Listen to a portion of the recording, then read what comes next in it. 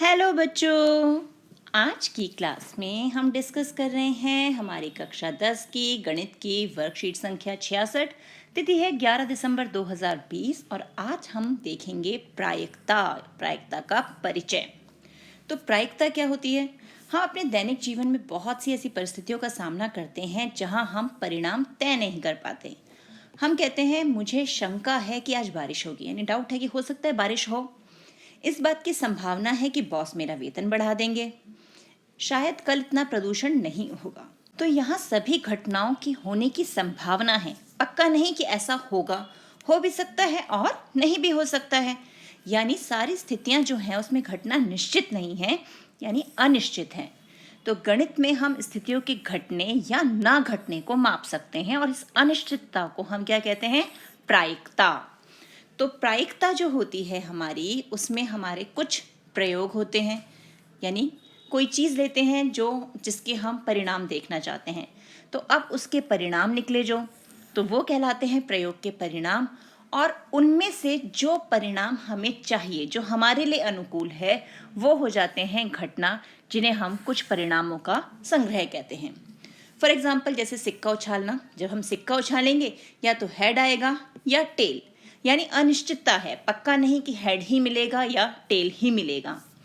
पासा फेंकना। जब हम पासा फेंकते हैं, डाइस फेंकते हैं, लूडो का गेम खेलते हैं, तो 1 आ सकता है, 2 आ सकता है, 3, 4, 5, 6, कोई भी संख्या आ सकती है। तो ये है हमारे परिणाम।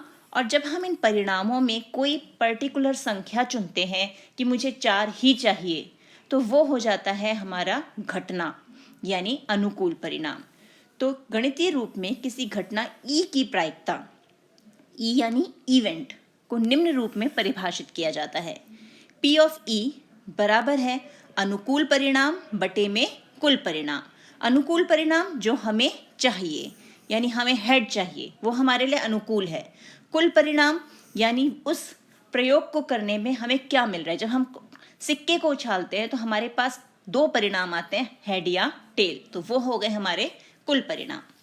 तो किसी घटना ई के ना घटने को ई बार से दर्शाते हैं तथा प्रोबेबिलिटी P ऑफ E जो है वो बराबर हो जाता है 1 माइनस P ऑफ E, यानी एक में से उस घटना के होने की प्रायिकता को अगर हम घटा देते हैं तो हमें मिल जाता है घटना के ना घटने की प्रायिकता। और घटना के होने और ना होने की प्रायिकता का अगर हम जोड़ निकालें तो वो होता है 1 के बराबर। अब प्रायिकता से संबंधित कुछ तथ्य देखें।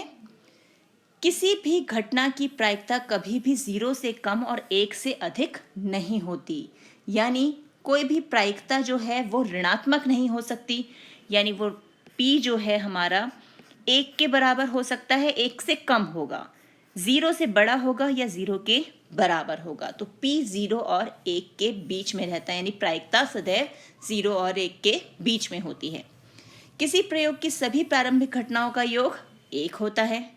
वह घटना जो हो नहीं सकती उसे हम अनिश्चित नहीं, असंभव घटना कहते हैं। अगर हमें किसी घटना की प्रायिकता निकालनी है जो हो ही नहीं सकता, अगर हम कहें कि सूर्य जो है वो पश्चिम दिशा से उगता है, तो वो तो हो ही नहीं सकता, वो असंभव है। तो ऐसी घटना की प्रायिकता जो है वो क्या हो जाती है? वो होती है 0। तो किसी असंभव घटना की प्रायिकता जो है वो होती है 0, वो सदैव 0 होती है। और एक घटना जो हमें पता है वह तो होके ही रहेगी, वो तो होना पक्का है, तो उस घटना की प्रायिकता होती है सदैव 1। जैसे हम कहें सूर्य जो है वो पूर्व दिशा से उगता है, तो फैक्ट है, तो उसकी प्रायिकता 1 होगी। तो अब एक उदाहरण से इसे और अच्छे से समझते हैं हम। थैले से गेंद निकालना। अब थैला कैसा है? जिसमें 14 गुलाबी गेंदें हैं, 11 नीली गेंदें और 15 पीली गेंदें हैं। तो थैले से गेंद निकालना हो गया हमारा प्रयोग। निकाली गई गेंद का नीला, पीला या गुलाबी होना, वो हो गया प्रयोग का परिणाम। और किसी एक रंग की गेंद का निकालना हो गया घटना, कि हमें नीली रंग की गेंद मिले या हमें पीले रंग की गेंद मिले। और लाल गेंद का निकालना वो हो गया अनिश्चित घटना, या इसे हम कहेंगे असंभव घटना, क्योंकि जब थैले में है ही गुलाबी, नीली और पीली गेंदें, तो हम लाल कहाँ से निकाल लेंगे? तो लाल तो निकल ही नहीं सकती, तो वो हो गई हमारी असंभव घटना। तो अब अगर हम E1 को माने गुलाबी गेंद निकालना, E2 माने कि वो है हमारा नीली गेंद निकलने वाली घटना, और E3 पीली गेंद वाली, और E4 जो है वो है लाल गेंद निकालना। तो PE1 यानी गुलाबी गेंद। तो अब थैले में हमारे पास कुल परिणाम कितने हैं? कुल परिणाम यानी हमारी कुल गेंदें, यानी 14 जमा 11 जमा 15, तो वो हो गया 40। तो कुल परिणाम हो गए 40, और अनुकूल परिणाम वो है हमें गुलाबी गेंद निकालनी है, तो 14 ही गुलाबी गेंद है, तो 14/40 हमारी प्रायिकता आ गई। इसी प्रकार नीली गेंद के लिए हो जाएगा 11/40, और पीली गेंद के लिए हो गया 15/40। अब इन तीनों प्रायिकताओं को जब हम जोड़ेंगे तो उत्तर आया हमारा 1। जो हमने देखा था ना कि प्रारंभिक घटनाओं का योग 1 होता है, यानी जितनी भी प्रायिकताएं होंगी किसी एक घटना से संबंधित, उसका योग 1 होगा। अब बारी आई हमारी लाल गेंद निकालने की। अब लाल गेंद तो उसमें है ही नहीं, तो प्रायिकता क्या हो गई? 0। तो ये है हमारी प्रायिकता। तो अब जो हमने समझा उसके आधार पर हम इन प्रश्नों को हल करते हैं। तो पहला प्रश्न है, हफ्ते के दिनों में से W से शुरू होने वाले दिन चुनने के सभी संभावित परिणाम लिखिए। तो अब हमारे हफ्ते में कितने दिन होते हैं? 7 दिन। कौन कौन से होते हैं? हमारा होता है मंडे, फिर Tuesday, Wednesday, Thursday, Friday, Saturday और संडे। अब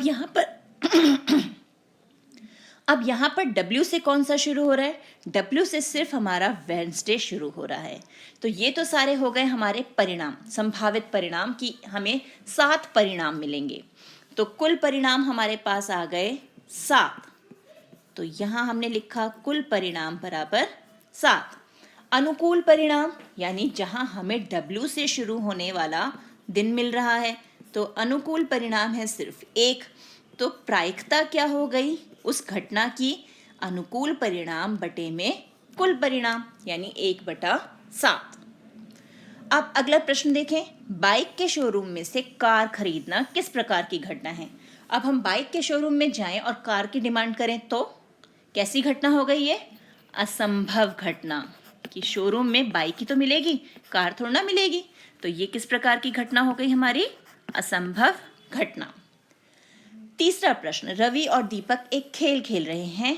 दीपक के जीतने की प्रायिकता 7/9 है।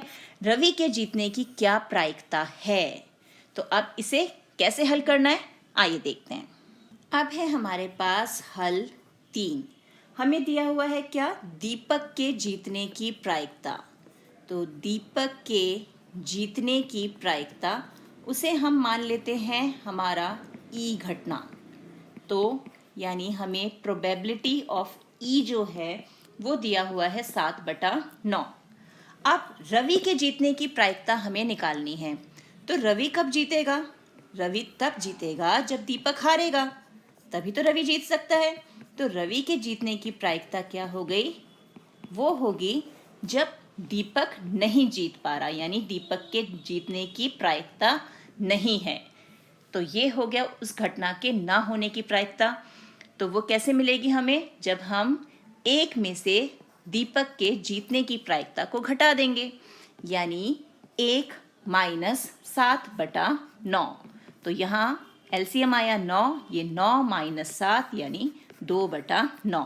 तो रवि के जीतने की प्रायिकता क्या आ गई हमारे पास? 2/9। अब देखें अगला प्रश्न क्या है। अगला प्रश्न है, प्रायिकता का मान सदैव डैश से कम तथा डैश से बड़ा होता है। तो किससे कम होता है? 1 से कम तथा 0 से बड़ा। 1 के बराबर हो सकता है, 0 के बराबर हो सकता है, लेकिन रहता 1 और 0 के बीच में है। अब प्रश्न 5, अगस्त के महीने में हरजिंदर के जन्मदिन की तारीख एक अभाज्य संख्या होने की प्रायिकता ज्ञात कीजिए। कि हरजिंदर का जन्मदिन जो है वो आता अगस्त के महीने में है, और हमें ये देखना है कि जो उसके जन्मदिन की तारीख है वो एक अभाज्य संख्या होनी चाहिए। तो अब इसे हल करते हैं। तो अब है हमारे पास हल 5।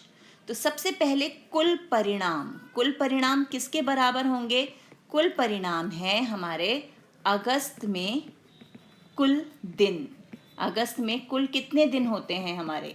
वो हैं हमारे 31। तो कुल परिणाम आ गए 31।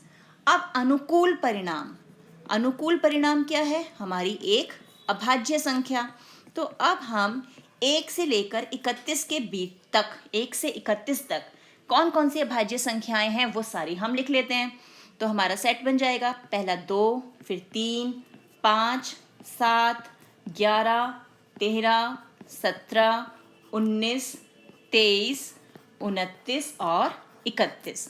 तो अनुकूल परिणामों का ये हमारा बन गया सेट। और कितने हैं हमारे पास ऐसे दिन? 1, 2, 3, 4, 5, 6, 7, 8, 9, 10, 11। यानी अनुकूल परिणाम जो हैं वो आ गए हमारे पास 11। तो अब हमें निकालनी है प्रायिकता। तो उस इवेंट की यानी उस घटना की प्रायिकता क्या हो जाएगी?